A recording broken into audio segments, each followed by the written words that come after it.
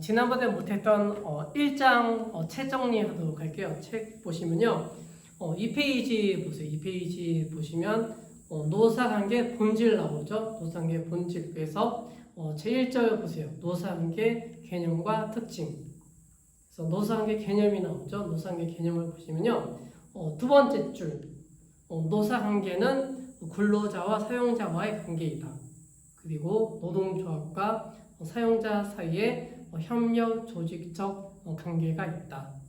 그 다음에 세 번째 줄 보시면 근로자와 경영자의 관계를 노경 관계라고도 한다. 노경 관계 같은 경우에 대표적으로 LG를 예를 들었었죠. 그러니까 LG라고 메모해 두세요. 그 다음에 네 번째 줄 레스터가 나오죠. 첫 번째 개념을 정리하고 있죠. 첫 번째 레스터라는 학자는 두 번째 줄 보세요. 다섯 번째 줄 보세요. 근로자 조직과 산업 경영자 간의 갈등 처리뿐만 아니라 임금 그리고 생산성, 고용 보장, 고용 간행, 노동조합의 정책 및 노동 문제에 대한 정부의 행동을 포괄한 노동의 모든 영역을 포함하는 것이다. 라고 정의하게 된 거죠. 그 다음에 던롭이 나오죠. 두 번째 학자 던롭. 던롭은요. 세 줄 아래에 내려가 보세요. 세 줄 아래에 보시면 특히 나오죠.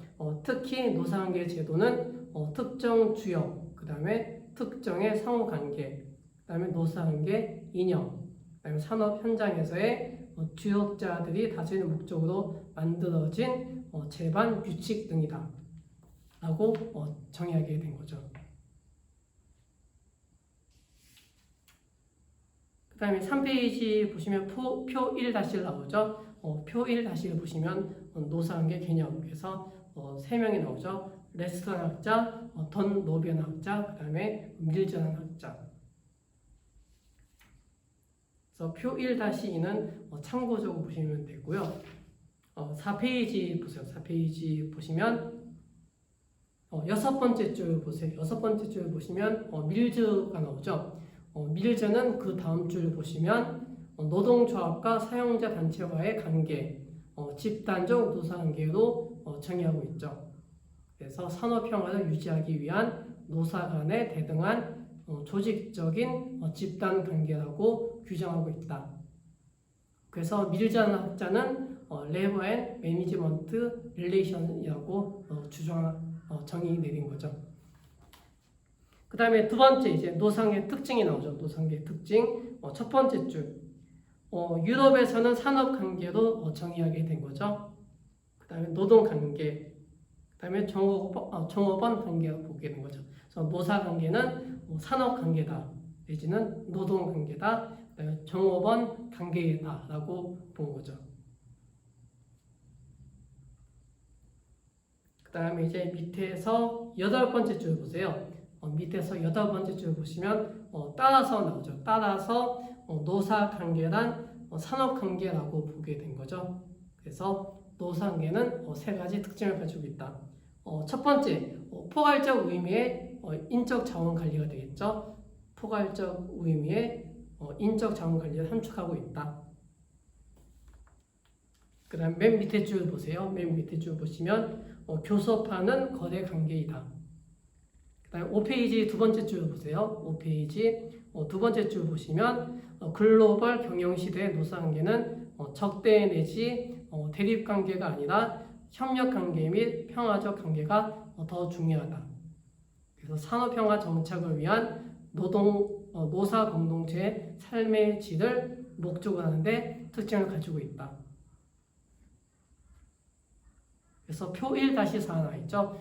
표 1-4에다가 체크해 두시고 특징 세 가지를 정리하시면 되겠죠. 그 다음에 5페이지 제2절 산업평화 노사관계 기본 구조. 그래서 밑에서 다섯 번째 줄 보시면 노사관계를 노사 공동의 이익을 가져오는 협력적 거래 관계를 의미한다. 그래서 근로자 집단과 사용자 측이 힘의 바탕을 두고 쌍방적 교섭을 벌이는 거래 관계로 보게 된 거죠. 즉 1대1 대등한 노사관계가 바탕이 된다. 그래서 6페이지 보세요. 6페이지 보시면 근로자들이 갖는 평화적 힘의 원천, 세 번째 줄 노동 기본권으로서 단결권, 그다음에 단체 교섭권, 단체 행동권, 노동 3권을 의미한다. 그다음에 경영권이 나오죠. 경영권은 사용자 측은 고용주의 위치에서 경영특권이라는 경영권을 행사할 수 있다. 그 다음에 7페이지 노동인간화가 나오죠. 노동인간화는요 8페이지 보세요. 8페이지 두 번째 줄. 두 번째 줄 보시면 법령이나 국가, 정치, 경제적 시책에 따라 제도적 그리고 규범적으로 노사관계를 형성하는 국가에서 정부의 역할은 더욱 큰 영향을 주고 있다. 그래서 7페이지 그림 1- 나오죠. 이것을 나중에 정리하시면 되겠죠. 그 다음에 8페이지 노사관계 양면성이 나오죠. 그래서 1장에서 가장 중요한 내용이 이제 노사관계 양면성이라고 했었죠. 노사관계 양면성 내지는 노사관계 이중성. 그래서 9페이지 보세요. 9페이지 중간 정도 보시면 노사관계 양면성이 나오고 있죠. 6가지 특징이 나오고 있어요. 첫 번째 특징 노사관계 양면성은 노동자와 사용자 또는 조합원과 경영자라는 이면적인 관계이다. 두 번째, 개별적 노사관계와 집단적 노사관계로 보는 견해가 있죠. 그다음에 세 번째 보세요. 셋째, 협력적 관계 내지는 대립적 관계로 보고 있다. 그다음 네 번째, 노사 대립 관계의 경쟁성과 협력 관계의 공동체성을 볼 수 있다. 그래서 여기 두 가지가 나오죠. 전자는 단체 교섭 제도, 그리고 후자는 경영 참가 제도가 있다. 그래서 첫 번째 단체 교섭 제도 같은 경우에는 노사 대립 관계의 경쟁성을 제도화하고 있고, 반면에 경영 참가 제도는 노사 협력 관계의 공동체성을 갖고 있어서 끊임없는 갈등 해결이 있다. 그래서 서로 이제 양면성을 띠고 있는 거죠. 그다음에 다섯 번째 보시면 밑에서 네 번째 줄 보세요. 기업의 경제적인 목적을 달성하기 위한 관계이다. 그 밑에 줄 보시면 집단 생활이라는 인간관계적 토대 위에서 맺어지는 것이기에 사회관계를 가지고 있다. 그래서 지난번에 공부했었죠. 경제성과 사회성이 대립하고 있다. 이러한 양면성을 가지고 있는 거죠. 그 다음에 여섯 번째, 임금은 노동자 측이 되겠죠. 임금은 노동자 측, 반면에 사용자 측은 비용에 해당이 되겠죠. 그래서 노동자 측은 소득이기 때문에 높게, 더 많은 소득을 벌이려고 하는 거죠. 반면에 사용자, 비용이죠. 비용이니까 낮게 내지는 더 적게 주려고 하는 거죠. 네, 이렇게 정리하시면 되겠죠. 그 다음에 이제 표 1-5. 이거는 이제 프린터에 내용이 정리되어 있죠. 그 다음에 이제 제 3절. 산업평화 노사관계 목표가 나오죠. 밑에서 네 번째 줄, 기본 목표. 기본 목표는 산업평화적 노사관계의 공익성을 바탕을 하고 있다. 그래서 노사관계 대등한 이념의 정립. 두 번째, 생산성 향상과 공정 성과 배분의 실현. 세 번째, 노사관계 안정에 있다. 그 다음에 이제 가장 중요한 개념이 하나 나오고 있죠. 노사관계 공익성. 공익성에다 체크해 두세요. 그래서 공익성이라고 하는 것은 근로자와 사용자 상호 간의 이해가 상반되는 대등 관계자로서 각자의 이익만 추구하는 것이 아니라 이해단체의 이해관계자의 영향까지도 고려해서 노사 양자가 서로 협력해야 한다는 의무를 말한다.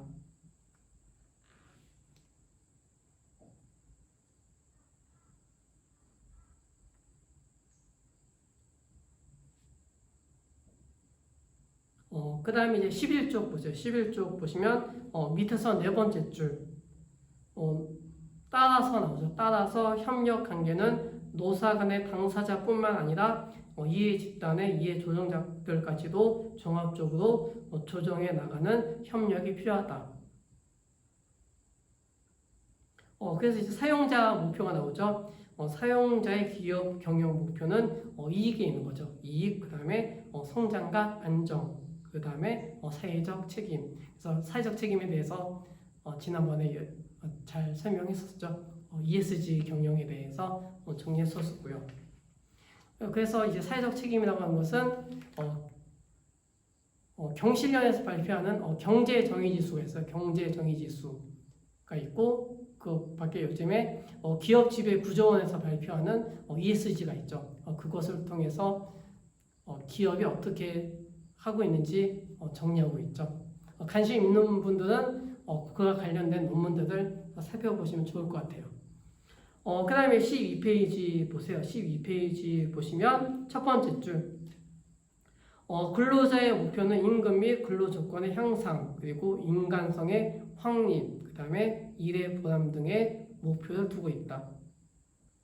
그 다음에 두 번째, 노사 간 공동의 목표가 나오죠. 노사 간 공동의 목표 보시면 첫 번째, 산업평화적 대등 이념의 실현.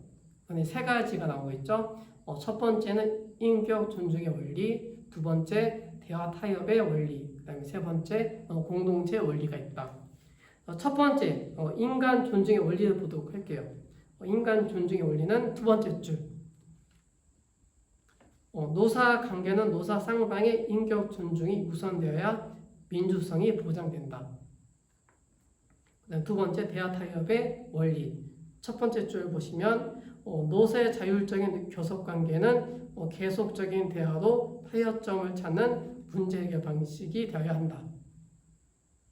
그 다음에 13페이지 보시면 공동체 원리가 나오죠. 공동체 원리는 기업의 조직이 성장성, 그 다음에 합리성, 민주성을 추구하는 목표와 책임은 근로자와 경영자 모두에게 있음이 원칙이다. 그 다음에 13페이지 계속 보시면 생산성 향상과 성과 배분의 실현. 이것이 가장 중요한 내용이 되겠죠. 생산성을 향상시켜서 그 다음에 그것을 통해서 이제 성과 배분을 실현해야 된다. 가장 중요한 문제가 되겠죠. 첫 번째 줄을 보세요. 노사항의 기본 목표는요. 생산성 향상과 공정한 성과 배분의 실현에 있다. 그래서 두 번째 줄 보시면 생산성 향상에는 시설, 그 다음에 기술, 경영 관리도 중요하지만 노사항의 측면이 큰 비중을 차지하고 있다. 그 다음에 이제 밑에서 여섯 번째 줄 보세요. 밑에서 여섯 번째 줄 보시면 테일러는 소위 고임금과 저노무비, 그 다음에 포드는 고임금과 저가격 정책으로 생산성 향상을 통한 성과 배분의 시험 문제를 해결하려고 노력하였다. 그 다음에 14페이지 보세요. 14페이지 보시면 노사합의 정착. 세 번째 줄, 노사 분쟁의 원인이 되는 권력 파워적 문제. 두 번째, 경제 물질적 문제. 세 번째 보시면 사회 정신적 문제 등을 없애고 노사 간의 상호관계 합리적인 질서를 유지시켜 주는 데 있다. 그 다음 문단 보세요. 그 다음 문단 첫 번째. 그래서 권력 파워적 문제를 제거하는 거에는 노조의 안정과 경영의 안정을 가져와야 되겠죠. 두 번째, 경제 물질적 문제 제거하는 것은 적정 임금 수준의 결정과 그 다음에 복지 후생 고용 그리고 직업 안정, 직장 안정에 바탕을 두는 거죠. 그 다음에 세 번째, 사회 정신적 문제가 있죠. 사회 정신적 문제 같은 경우에는 인간적 소외를 해방시켜줘야 되겠죠. 그러니까 소외시켜주는 것을 막아야 되겠죠. 그래서 이러한 것을 통해서 근로생활의 질 그리고 인생의 보람을 가져와야 한다.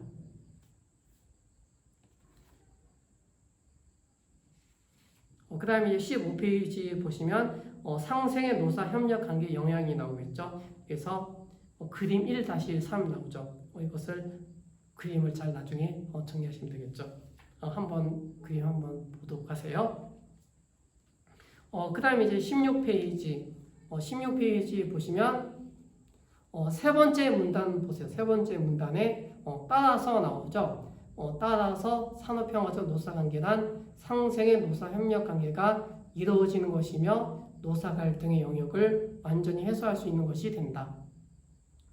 특히 노사의 공동 목표를 찾아내어 문제 해결을 공동으로 노력하고 거기에서 얻어지는 경영 성과는 경영자 측과 근로자 측에 공정하게 배분되어야 한다.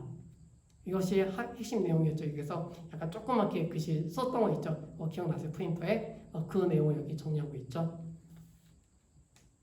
그래서 이러한 상생의 노사관계가 결여된 영향 원인을 살펴보면 첫 번째 저임금 수준이죠. 저임금 수준, 그 다음에 생계비 수준 미만, 임금 수준이 낮은 경우가 되겠죠.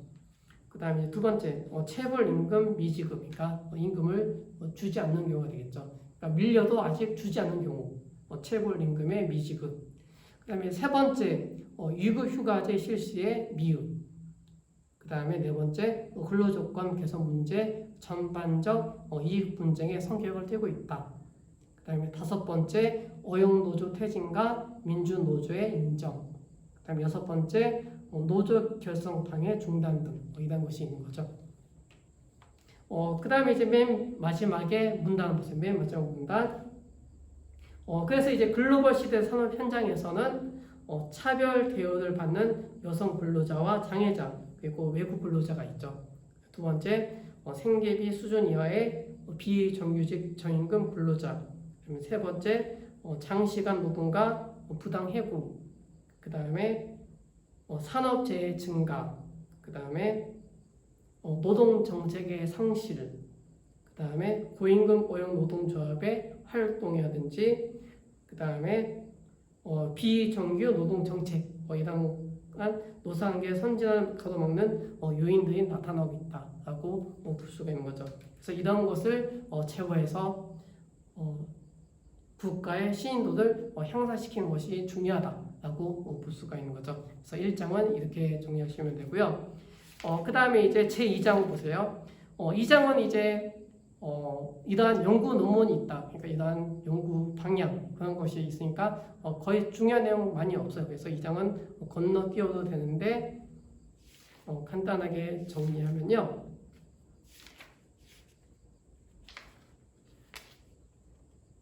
27쪽 보세요. 27쪽 보시면 산업평화적 노사관계가 중요시해야 할 분야들이 나오고 있죠. 첫 번째 임금 관리가 있죠. 임금 관리론을 중시해야 된다. 그 다음에 두 번째 노동시장을 중시해야 되겠죠. 노동시장을 중시해야 된다. 그 다음에 세 번째 노동조합법을 중시해야 된다. 그 다음에 네 번째 인력관리론을 중시해야 된다. 그 다음에 다섯 번째 조직과 행동과학론을 중시해야 된다. 이것은 간단하게 읽어보셔도 될 것 같아요. 그러니까 시험에는 안 들어가지만 이런 것이 있다라고 정리해 두시면 좋을 것 같아요. 그 다음에 이제 29페이지 보시면요. 노무, 인사, 인간관계, 그 다음에 노사관계 비교가 나오고 있죠. 이것은 이제 간단하게 읽어보시면 돼요. 첫 번째 노무관리가 나오죠. 노무관리란 경영 노무를 대상으로 노동력의 효과적, 능률적 이용을 목표로 하는 인사관리 활동을 말한다.